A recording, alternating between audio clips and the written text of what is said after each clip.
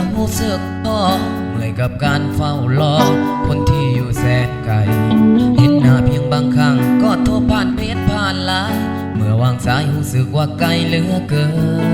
นได้แต่ถามกับหัวใจว่ามือใดจะได้พบหากจะจบก็บอกให้เข้าใจวิธีลีไปแบบนี้จะให้อายคิดอย่างใดยามห่างไกลติดต่อบ่ได้ใจมันเหงา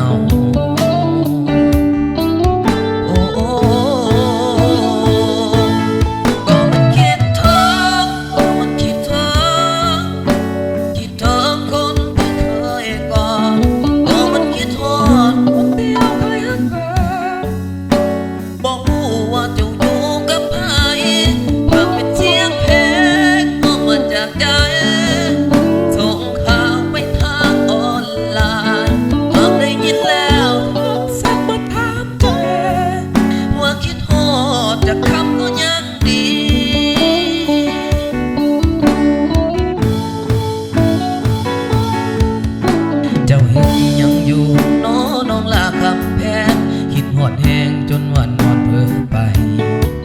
ว่าเจ้านั่งข้างเขาคนนั้นภาพบ่แจ้งว่าเป็นไผ